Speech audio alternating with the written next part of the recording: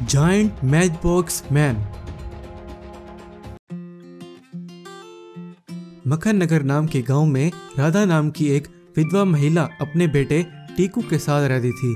राधा ने अपने पति के गुजर जाने के बाद घर में ही मैच बॉक्स बनाने का एक छोटा सा व्यापार शुरू किया था। वैसे टीकू भी अपनी मां राधा के साथ हाथ बटाता और उन मैच बॉक्स को बेचने के लिए रोजाना जाता था, लेकिन वो मैच बॉक्स बहुत कम शॉप वाले ही खरीदते थे। एक दिन एक शॉप वाला, ए लड़के, तुम्हें कितनी बार कहा है कि ये मैच बॉक्स मुझे तुमसे नहीं लेने तो नहीं लेने हैं। रोज रोज आकर मुझे तंग मत क्या करो। जिन शॉप वालों को ये घटिया मैच बॉक्स देते हो बस वहीं तक ही रहो। वैसे भी तुम्हारे मैच बॉक्स की क्वालिटी अच्छी नहीं होती है। एक दिन जब राधा और टीकू मैच बॉक्स बना रहे होते हैं तो अचानक उनके गांव में बहुत भयंकर तूफान आ जाता है और उनके सारे मैच बॉक्स तूफान आने की वजह से खराब हो जाते हैं। बाद में राधा, एक तो पहले से हमारा मैच बॉक्स का व्यापार सही से नहीं चल रहा था और अब इस तूफान की वजह से हमारा सब कुछ नष्ट हो गया है। मेरे पास तो और पैसे भी नहीं हैं। जो भी थोड़े बहुत पैसे पड़े हुए थे इसी व्यापार पर लगा दिए। अब क्या करूं मैं, कुछ समझ ही नहीं आ रहा। तो टीकू, माँ, अगर आप उस मक्खन लाल के पास जाएं तो वो आपकी मदद कर सकता है। हाँ बेटा, अब तो उसी के पास ही जाना पड़ेगा मुझे। मक्खन लाल ब्याज के मामले में बहुत ही लालची था। वो लोगों को बहुत ही ज्यादा ब्याज पर पैसे देता था। वैसे बाद में राधा भी वहां पर चली जाती है तो वो मक्खन लाल से, देखिए, मुझे पैसों की बहुत ज़्यादा ज़रूरत है। मैं मैच बॉक्स बनाने का व्यापार करती हूँ, लेकिन एक भयंकर तूफान की वजह से मेरा सारा व्यापार नष्ट हो गया। कृपया करके आप मेरी मदद कर दें, मैं जल्द ही आपको पैसे लौटा दूंगी। ठीक है, मगर मुझे 50% ब्याज देना पड़ेगा। मुझे पता है कि तुम जैसे घटिया लोग इतना ब्याज नहीं दे पाओगे। अगर तुम 50% ब्याज दे सकते हो तो ठीक है, नहीं तो यहाँ से चलती बनो। मक्खन लाल ने सबके सामने राधा बेचारी का बहुत अपमान किया। वो बेचारी चुप करके वहाँ से चली गई। बाद में घर आने के बाद राधा रोने लग गई।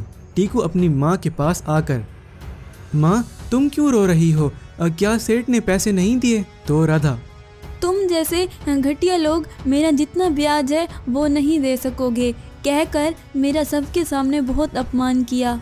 ये सुनकर टीकू बहुत गुस्से में आ गया। उसने सबके सामने आपका अपमान किया है। माँ, मेरे पास एक आइडिया है, अब आप देखती जाओ मैं अब उस मक्खन लाल का कैसे काम तमाम करता हूँ। बाद में टीकू अपने दोस्त संजू के पास जाता है और उसे वो सारी बात बताता है। तो उसका दोस्त संजू, टीकू, तुमने पहले मुझे क्यों नहीं बताया? मेरे पिताजी का तो तुम्हें पता है ना, वो ऐसी चीज़ें बनाने में बहुत आगे रहते हैं। तुम रुको, मैं अपने पिताजी को बुला कर लाता हूँ। बाद में आकर संजू का पिता टीकू से, टीकू बेटा, तुम चिंता मत करो, मैं तुम्हारी जरूर मदद करूँगा। बस शाम तक तुम्हारा बताया हुआ आविष्कार रेडी हो जाएगा। संजू के पिता ने टीकू के कहने पर वो जायंट मैच बॉक्स बना लिया था। बाद में संजू का पिता, अब तुम इससे उस मक्खन लाल को मजा चखा सकते हो। इसमें तुम बैठकर इसे जो भी कमांड दोगे वो वैसे ही करेगा। अब तुम इसे ले जा सकते हो। वैसे टीकू उसे लेकर मक्खन लाल के घर चला जाता है और उसकी गाड़ियों को आग लगा देता है।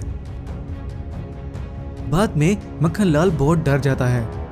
ओए, तुम कौन हो और कहाँ से आए हो? मेरी कीमती गाड़ियों को तुमने ऐसे क्यों आग लगाकर फेंका है?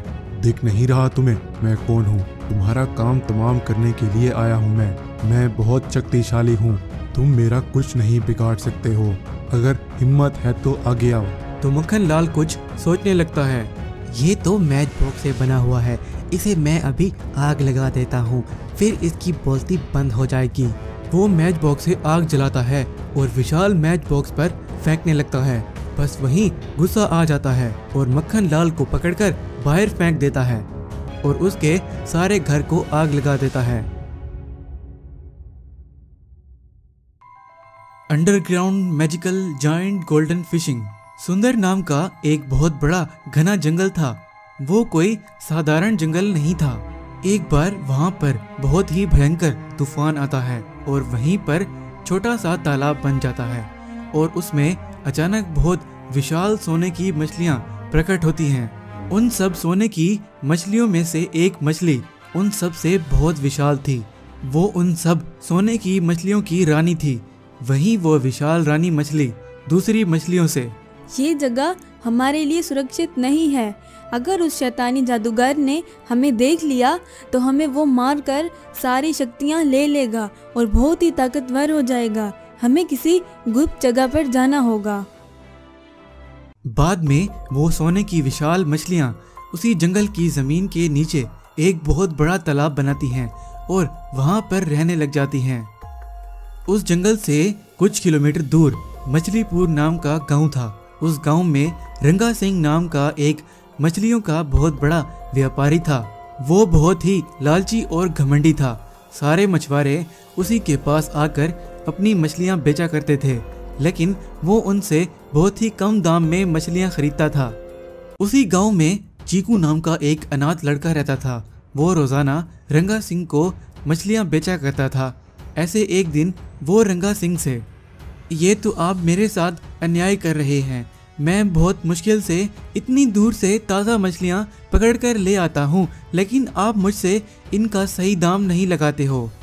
तो रंगा गुस्से में, ज़्यादा होशियारी दिखाई तो तुम्हारी टांगे तोड़ दूंगा। वैसे भी तुम्हारी मछलियाँ कोई नहीं खरीदता है क्योंकि तुम्हारी मछलियाँ फ्रेश नहीं होती हैं। अब यहाँ पर तुम नजर भी मत आना, दफा हो जाओ यहाँ से।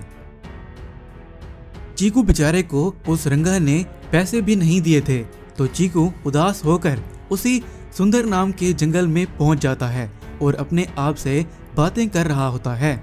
इस रंगा ने तो नाक में दम कर रखा है, इसको तो मजा चखाना ही पड़ेगा। वहीं वो अपने आप से बातें कर ही रहा होता है कि वहीं पर एक जादुई दरवाज़ा खुलता है और उसमें से एक शैतानी जादूगर निकलता है और चीकू की तरफ आने लगता है। वो शैतानी जादूगर चीकू के पास आकर, क्या तुमने यहाँ पर जादुई विशाल सोने की मछलियों को देखा है? चीकू बहुत डर गया था।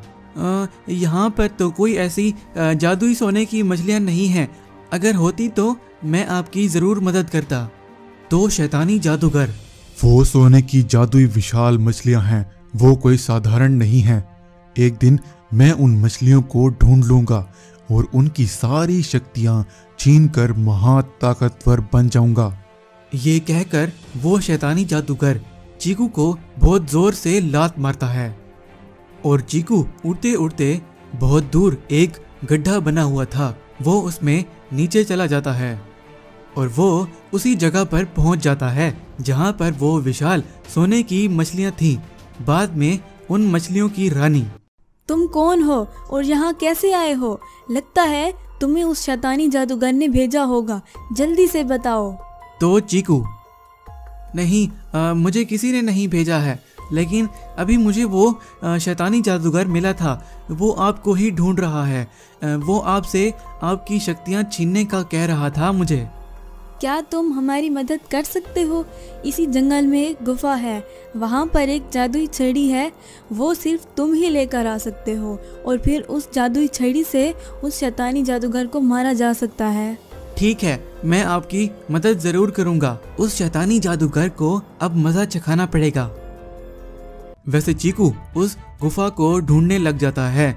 आखिरकार वो उस गुफा तक पहुंच जाता है और वो वहां जाकर उस छड़ी को लेकर आ ही रहा होता है तो वो शैतानी जादूगर उसके सामने आ जाता है। ये जादुई छड़ी कहाँ से लेकर आ रहे हो? रुको, मैं तुम्हें अभी मजा चखाता हूँ।